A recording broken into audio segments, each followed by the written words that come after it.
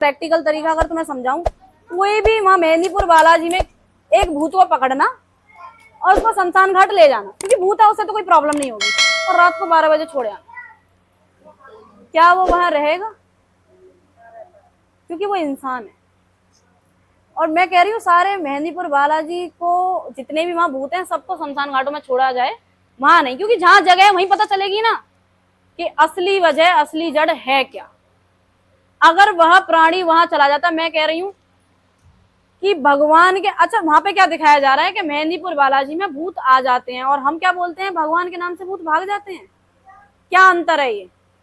या तो यहाँ ये दर्शाया जा रहा है कि भगवान ही भूत बुलाते हैं, या फिर यहाँ पे ये दर्शाया, या फिर ये मिथ्या बनाई जा रही है कि भगवान ही भूत भगाते हैं। अब इन दोनों में से सच क्या है तुम पता कर पाओगे? मैंने पहले ही बोल दिया कि एक लोकतंत्र और एक जादू तंत्र, ये दो चीज ऐसी हैं जिनको कभी कोई नहीं समझ सकता है, और तुम हो बीच के। तुम लोगों को लोकतंत्र में भी पागल बनाया जा सकता है, और जादू तंत्र में तो तुम्हें कोई भी पागल बना ही सकता है, मैं सही बताऊं तो।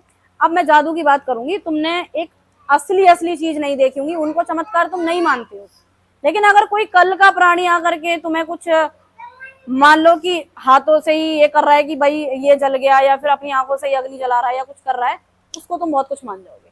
हालांकि वही जादूगर दिखा रहा है कि मैं इंसान को भी सांप बना रहा हूं, तो तुम उसको, तुम्हारे को क्यों पता है वो जादूगर है, वो कर देगा, बस इतना ही तो, इसलिए तुम इस पे इतना मोहित नहीं हो पाते हो। वरना इस हिसाब से तो जादूगर के तो सामने दंडवत प्रणाम कर लो, क्योंकि वो तो शायद ऐसी ऐसी चीजें कर देता है जो कोई नहीं कर सकता है, अगर चमत्कार की बात करोगे तो। है ऐसा कुछ, लेकिन उसको क्या बोलते हैं कि वो एक टेक्निक होती है, नजर बंद कर दी जाती है, ऐसा ही माना जाता है ना। अब असली चीज किसको बोलोगे? जहां शायद ज्वाला माता बिना घी के जल रही है, असली चीज, असली चमत्कार, असली जादू, अगर उसकी बात करी जाए। एक मंदिर है, वहां पर क्या होता है कि 3 महीनों में, जिन 6 महीनों में जो सूरज होती है ना, उसकी किरण पहले माता रानी के चरणों पे पड़ती है, फिर थोड़े से कुछ टाइम बाद फिर उसके सीने पे पड़ती है, फिर वो गायब हो जाती है। एक ये चमत्कार है। असली चीज हमेशा तुम लोगों से छुपाई गई है, नकली चीज तुम्हें निकाल निकाल के दिखाई गई है। क्यों? क्योंकि तुम्हारे माइंड की उन अब या तो जादूगर को पता है कि ये पागल कैसे बनाना है, या फिर उन बाबाओं को पता है कि ये पीड़ित लोग कैसे पागल बनाना है। क्योंकि पीड़ित की स्थिति क्या होगी कि पीड़ित होगा तो वो कुछ भी समझ के कुछ भी कर लेगा, उसे उस वक्त कुछ भी बता दिया जाए। फॉर एग्जाम्पल के भूख लग रही है तो कुछ भी दे दो मैं खा लूंगा, ऐसा होता है। अभी क्या है कि हमारे कर्मों के आधार पर ही कहूंगी मैं, लोगों को बता दी लेकिन तुमको नहीं बताइए, मैं यहाँ पर बताना चाहूंगी क्योंकि यहाँ पर किसी को नहीं पता है।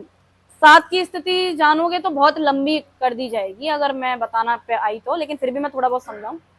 7 चक्र जानते हैं सब?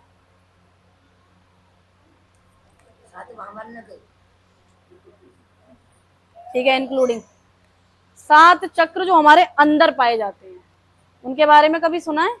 हमारे अंदर 7 चक्र हैं, शायद उनमें से एक चक्र जीवित है जिसको हम, जो हमें भूख लगती है, मणिपुर। अरे देवी, वो आत्मा अलग है, और उस आत्मा को एकजुट रखने वाले वो 7 चक्र हैं। मैं अगर बात करूं 7 चक्र की प्रक्रिया, अगर फॉर एग्जांपल, ये तो तुम्हें बाद में समझ आएगी, चलो 7 बाद में समझाऊंगी। ये जो दिन है ये कितने हैं? ये जो दिन चल रहे हैं कितने हैं? 7 से ऊपर तो है नहीं, बिल्कुल भी, ठीक है। और जो राम जी का अवतार है वो कौन सा है? चलो ये छोड़ो। शिव जी पे कितने पत्र चढ़ाए जाते हैं, बेल पत्र के पत्ते?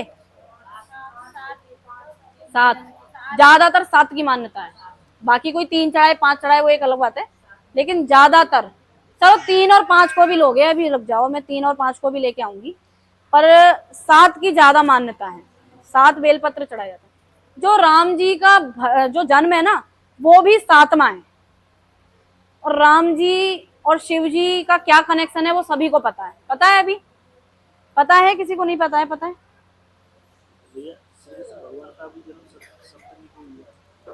श्री कृष्ण भगवान जी का भी जन्म 7वीं को ही हुआ है अगर बात करोगे तो, ठीक है।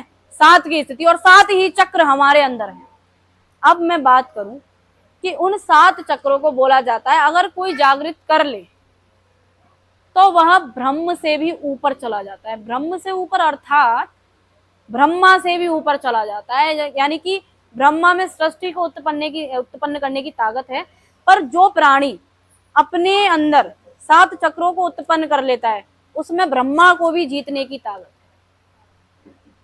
तो वह 7 चक्र क्या है? वह समय है, समय को जीतने का आधार है, जो शायद गौतम बुद्ध ने अपने कर्मों के आधार पर जीता है। इसीलिए वो बोले कि मैं सब कुछ हार गया लेकिन खुद को जीत गया हूं, मैंने खुद को जीता है। खुद का अर्थ जानते हो कि हम समय से बाहर नहीं निकल सकते। समय से बाहर निकल गए तो गए, ये तो मानना पड़ेगा। लेकिन अगर हम समय के अंदर ही समय को जीत लें तो समय हमारे से बाहर है, क्योंकि हम जब चाहें, इच्छा मृत्यु वरदान उसको कहा गया है, जब हम चाहें तब मरेंगे। हमारा समय कुछ नहीं बिगाड़ सकता। हम समय को ऑर्डर देंगे कि अब मारो, इच्छा मृत्यु वरदान जिसकी बात कर रहे हैं, क्योंकि ये 7 चक्रों को जीतने के बाद होता है। 7 चक्र यानी कि 7 हफ्ता, हफ्ता यानी कि समय। इन्हीं समय से तुम गुजरते जा रहे हो, इन्हीं समय में कोई आ रहा है या जा रहा है, इन्हीं समय में बनना है या बिगड़ रहा है, 2 चीज, ठीक है। अच्छा,